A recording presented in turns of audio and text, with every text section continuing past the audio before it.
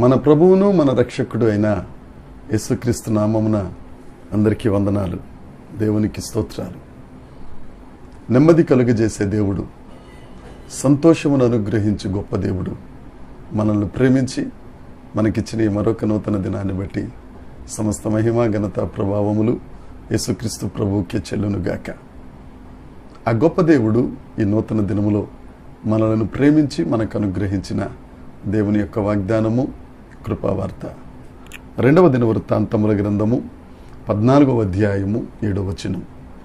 అతడు యోధా వారికి ఇలాగు ప్రకటన చేసెను, మన దేవుడైన యెహోవాను మనము ఆశ్రయించితిమి. ఆశ్రయించినందున ఆయన మన చుట్టూను నెమ్మది కలుగజేసి ఉన్నాడు. దేవునికి స్తోత్రం కలుగునుగాక, దేవునికి మహిమ కలుగునుగాక. ప్రభువైన యేసుక్రీస్తునందు ప్రియమైన దేవుని బిడ్డలారా, ఎంత మంచి వాగ్దానం. మనం దేవుణ్ణి ఆశ్రయించితిమి గనుక ఆయన మనకు నెమ్మది కలుగజేశాను. ఆయన ఆశ్రయించిన వారికి అందరికీ నెమ్మదిని అనుగ్రహించే గొప్ప దేవుడు యేసుక్రీస్తు ప్రభు. ఈ 2వ దినవృత్తాంతాలు 14వ అధ్యాయంలో ఈ మాటలు చెప్పింది ఆసా అనే యోధా రాజు. యోధా వారిలో మంచి రాజులలో ఈయనొక్కడు. యోధా వారిలో 3వ రాజు ఆసా. ఆసా దేవుని యందు భయభక్తులు కలిగి దేవుణ్ణి సంతోషపెట్టి దేవుణ్ణి మహిమపరిచిన రాజు. ఆసా దేవునికి అనుకూలముగాను యథార్థముగాను ప్రవర్తించినవాడు. దేవుడు ఆసాను చాలా మంచిగా ఆశీర్వదించారు. అక్కడున్న యోధా వారితో ఆసా మాట్లాడుతూ, మనం దేవుణ్ణి ఆశ్రయించాం కాబట్టి ఆ దేవుడు మనకు నెమ్మది కలుగజేశాడు, ప్రశాంతతనిచ్చాడు, సంతోషాన్ని ఇచ్చారు, సమాధానాన్ని ఇచ్చారు. నా ప్రియ దేవుని జనాంగమా, నెమ్మది లేకుండా బాధపడుతున్నారా? ప్రశాంతత లేకుండా బాధపడుతున్నారా? కుటుంబంలో సంతోషం, సంఘంలో నెమ్మది లేకుండా ఇబ్బంది పడుతున్నారా? ఈ వాక్యాన్ని నమ్ము, దేవుణ్ణి ఆశ్రయించు. నువ్వు దేవుణ్ణి ఆశ్రయిస్తే దేవుడు నీకు నెమ్మదినిస్తాడు. దేవుణ్ణి కాకుండా నువ్వు దేన్నో ఆశ్రయిస్తే నీకున్న నెమ్మదిని కూడా అవి తీసివేస్తాయి.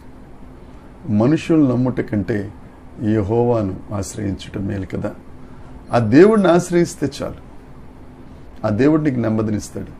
ఇంతవరకు నెమ్మది పోగొట్టుకున్నావేమో రకరకాల ప్రయత్నాలు చేసి. ఈ దినమున దేవుడు మీతో మాట్లాడుతున్నారు.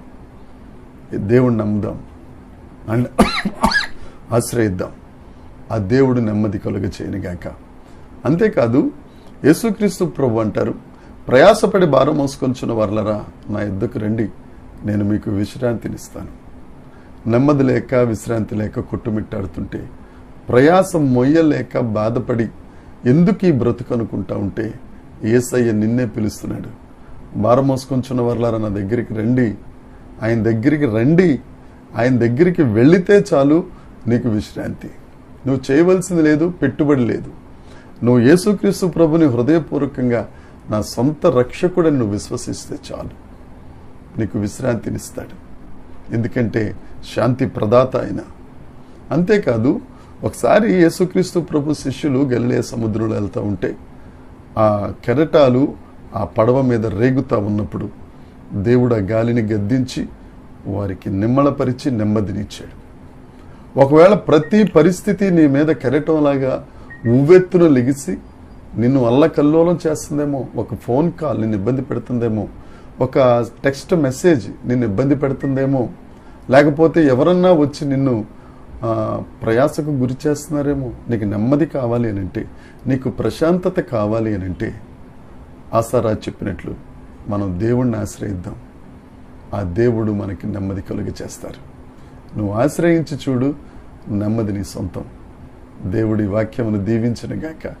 ఆమేన్. ప్రార్థన. పరలోకమందున్న మా తండ్రి, పరిశుద్ధుడా, గొప్ప దేవుడా, నీకు స్తోత్రాలు. నిన్ను ఆశ్రయించిన వారికి నెమ్మదిని అనుగ్రహించే గొప్ప దేవుడు. నీ దగ్గరకు వస్తే నువ్వు విశ్రాంతినిస్తావు.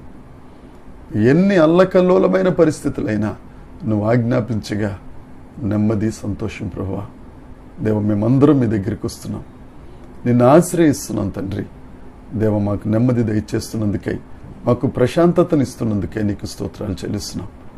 నిన్ను మహిమపరిచే వారిగా మేము బ్రతకగలుగుటకు నీ కృపను అనుగ్రహిస్తున్నందుకే నేను స్తుతిస్తూ, సమస్త మహిమ ఘనత ప్రభావములు మీకే ఆరోపిస్తూ యేసుక్రీస్తు నామమున ప్రార్థించడిగి వేడుకొనుచున్నాం తండ్రి. ఆమేన్.